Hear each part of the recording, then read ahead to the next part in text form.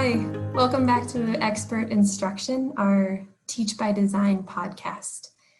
Today, we're going to be exploring an aspect of our September article that maybe we couldn't just get to in the actual post itself because we don't have the space, and we wanted to talk to someone who's actually doing some of the work.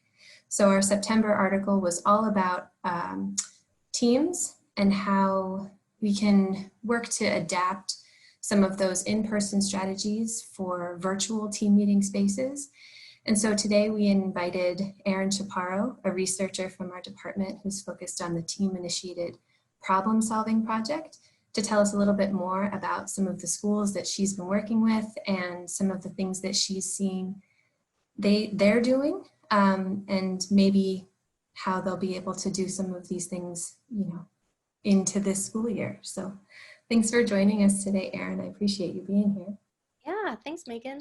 Yeah, so could you tell us just a little bit more about the team-initiated problem-solving process and maybe what you're expecting to do this cycle with the grant? Yeah, totally. So, I think to go back a little bit further, even in 2012, I had the privilege of working with Dr. Rob Horner and Ann Todd, Dr. Ron Anise, and we were working with a local school district to implement PBIS, scale it up across the district and across the tiers. And so when we started that, I had the chance to really sit with one school-wide PBIS team and help them implement PBIS from year one to year 4.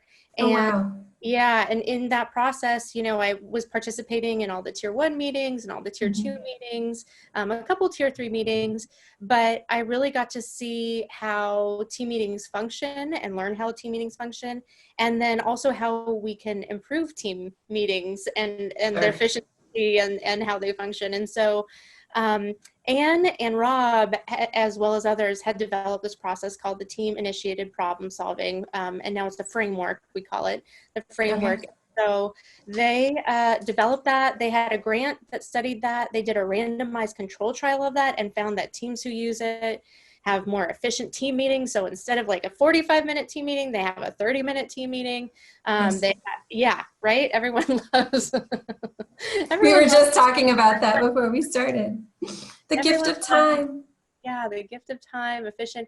And then also teams at the end of that, using that process, felt like they made good use of their time. They didn't let tasks fall through the cracks. They didn't, student issues didn't fall through the cracks because they were able to keep on track, keep on top of everything and manage everything more efficiently. So, so they use this tips process. So then in 2015-16, we started writing a new grant because in the past, people were using just paper and pencil or a Google Doc to keep track of their meeting minutes. And sitting through all these meetings, I said, wouldn't it be nice if we could add some technology to this and do it even faster and better and more accurately? So, so we wrote a grant, and that got funded in 2017. And the grant was to specifically develop training for teams to online, so that a team, no matter where you are, if you're, in rural Oregon or if you're downtown Chicago, you can access really high quality training on how to run an efficient team meeting. So we are just wrapping that up. We're in the last year of that grant. We've had some schools participate with us across the country. We've got schools in Pennsylvania, Wyoming, California, and Oregon have been a part of our pilot study. And so we were involved in our pilot study when the pandemic hit. So a weird thing is that we've had the opportunity to see teams function in person and live all together in a building before the pandemic. And then after the pandemic, our teams moved to online, and they were able to use the same procedures of having everyone with a role and responsibilities, and then moving through their problem-solving process using the TIPS framework. So a unique situation, but one that really helped us. Happy to see it work out. Yeah, and what foresight you had to put your training online. Pretty great. So like you said, you have some teams that are working across the country, and they were all meeting and doing things from the beginning of the year all the way up until probably March or so, all in person. And so I'm sure their experiences in the spring kind of, I can't imagine that they just were like, okay, no problem, let's just transition to doing Zoom stuff, So I'm just curious about what you noticed, the way that they shifted, some of the things that were able to just keep happening without any extra, thought. What were some of the things that you noticed about how they were able to transition to a virtual? To the virtual platform. Yeah, I guess yeah. One good thing is that because they already had their procedures in place, they kind of just were able to keep moving forward with that. So they were already a working team, an effective problem-solving team, and that continued to be the case. So even though their problems shifted and they had to come up with new procedures because they couldn't do check in, check out like they were used to doing it in the building, now they had to track data like absences, things like that, but they still had that structure of the meeting working together effectively. So that's one piece. I would say another piece, especially that comes out of the tips process, is that everyone on the team is assigned a role, a primary role, and then every member of the team also has a backup. So if you're assigned to be the minute taker for that school year, there's also a backup minute taker in case you ever have to be absent, or in case now there's a technology issue and you can't connect to the meeting. That means that it's okay because there's already been a backup minute taker assigned, and so the meeting can continue without any problems. And that's the case too with the meeting facilitator, with the meeting data analyst. So because during the pandemic, people's schedules changed, family circumstances changed. Unfortunately, some people got sick, dealt with a whole bunch of different issues, had to move, all that kind of stuff. And so there was always a backup person on the team ready to step into the data analyst, the team facilitator, the team minute maker role, so that the meetings can continue without missing anything. Yeah, and something I think when I think about the tips process, so there's those the meeting foundations, right? And so having a role is, and assigning those roles to team members is part of that. But I think too that there's so much of it that, I don't know what the word would be for it, that's, I don't know, like this is how you do a meeting, and so you've got your minutes, you have an agenda, and every minute that you take, every decision that you make is filled out a certain way so that, there's some consistency there. And so I think that really lends itself to being able to really just like, you can keep the meetings going even though the platform and the context maybe has changed. Are there some parts of the meeting that you noticed didn't really continue in the spring that would maybe need to be adapted more than just transitioned?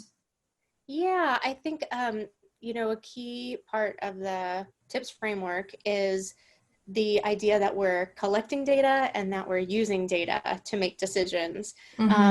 So that happens for school-wide systems. So if you think about, what you do in your school-wide PBIS meeting, the drill down of who, what, when, where, why, and when, and how often. So you still have that where you're identifying a problem. And then once you've identified that problem with precision, then you identify your goal, you identify the solution, implement the solution, monitor and evaluate that, and make a decision about whether to maintain the plan, modify the plan, terminate the plan, whatever the case may be. And so with the shift to the online platform, I think the main thing that changed are the types of data that people were collecting, but they still use that same process. And I'm making a circle because our graphic for it is, and we have the different points of the problem solving process, identify a problem all the way to make a decision.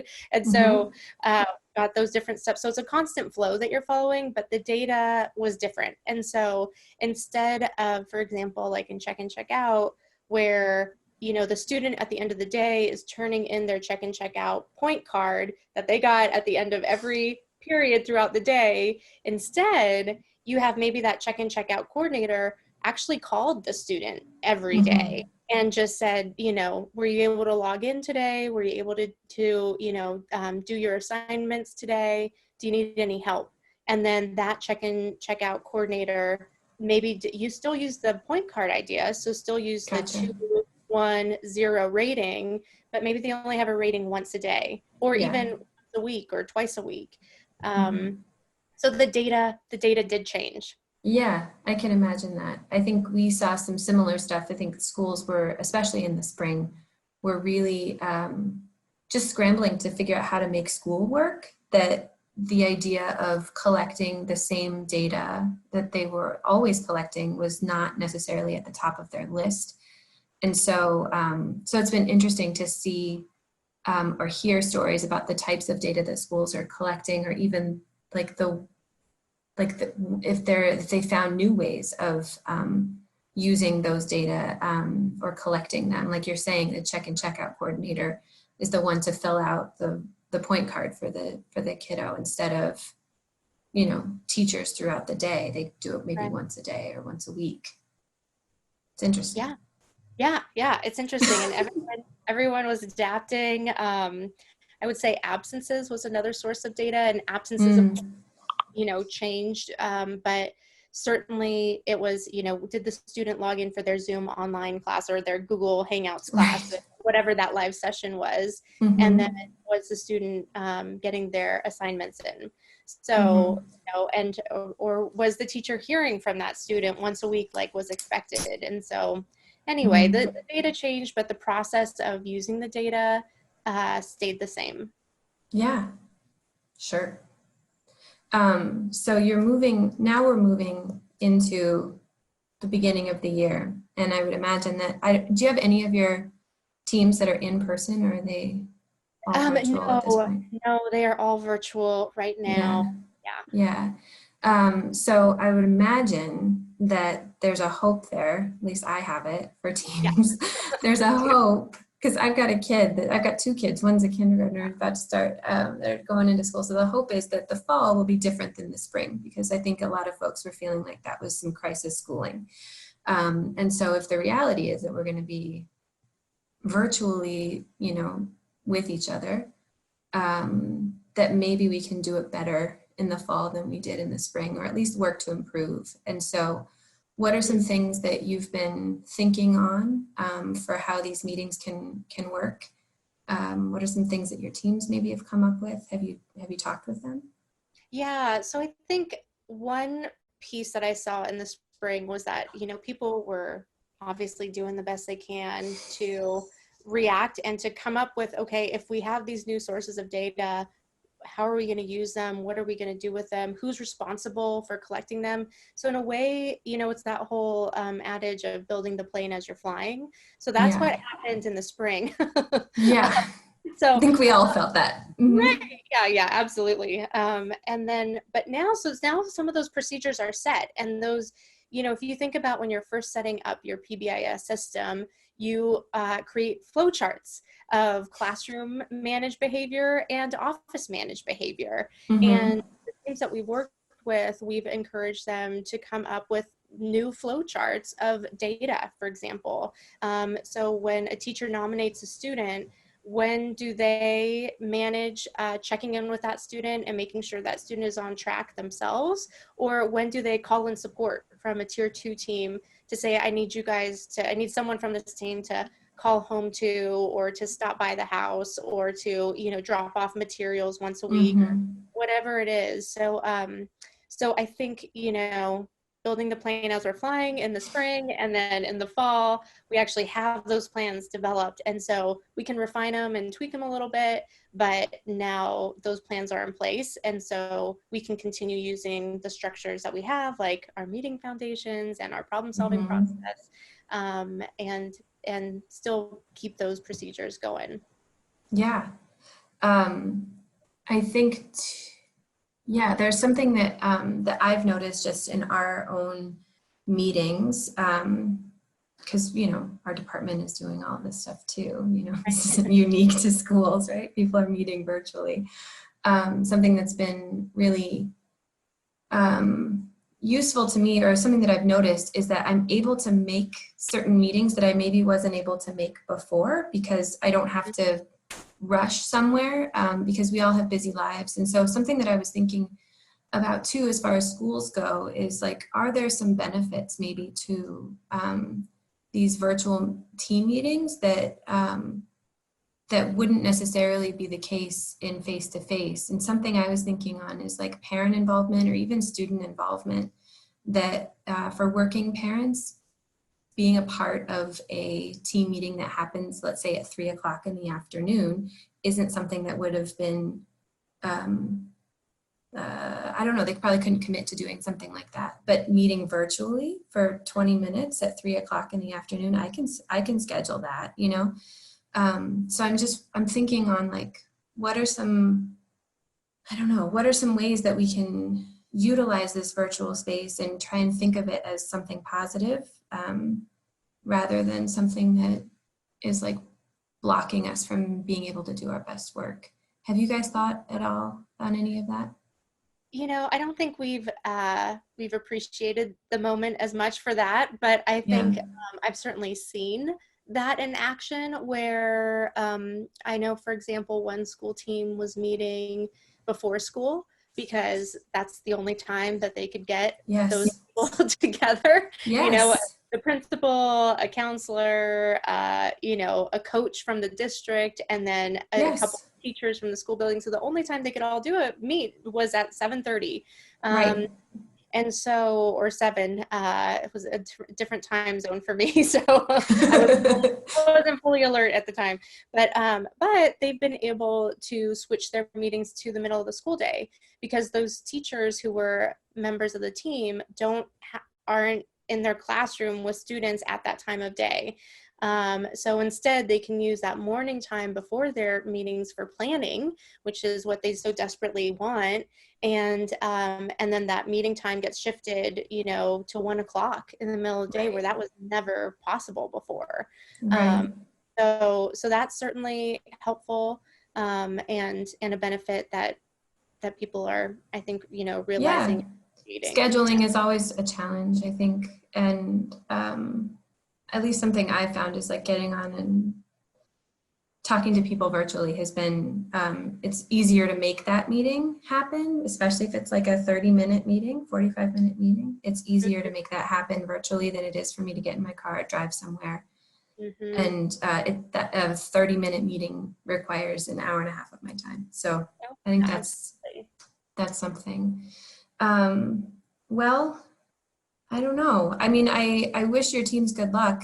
We're all kind of trying to figure, like you said, we're trying to build the plane as we're flying it a little bit here. But it also just kind of seems to me that those good meeting foundations are things that easily transition to virtual contexts, and that you may be able to take advantage of a different schedule.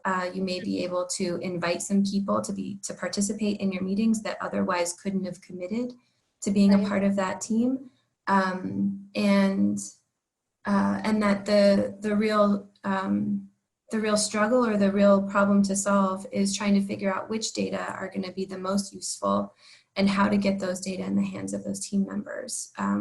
When before it was easier, maybe because you know, you could go and talk to somebody that was on the team just down the hall. You kind of see what's going on. It's easier to understand how those systems work. So trying to come up with that workflow that you were talking about sounds really promising, I think. Yeah, I think so. And then, you know, I know we talk a lot when we're talking about team initiated problem solving. We talk about the benefits of increasing the efficiency of your team meetings. So I have seen team meetings go from a 45-minute meeting every week to a 30-minute meeting every week because of those efficiencies that they've gained.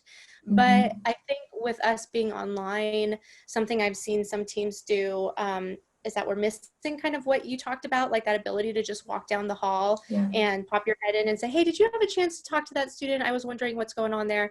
And so because that's not happening, I've seen some teams say, whoever's the meeting facilitator, say, I'm going to dial in 10 minutes before a meeting is scheduled to start. And if anyone wants to join me or have questions or just, you know, check in with each other about, recipes Life. that are planned out, then let's build in that time before the meeting, because otherwise we do end up being really focused on our agenda, on our problem solving, and it's great for our efficiencies, but then maybe we miss out on some of that more personal time where we get to connect with our team members. So Yeah, it's something that I've missed for sure, is like the last, like at the end of the meeting, like 10 minutes at the end of the meeting where you just are like, hey, look at this picture of my cat, or whatever, just like checking in with people about life is really nice. And I think too, especially if you've got new team members coming on, that it helps to build that trust and that rapport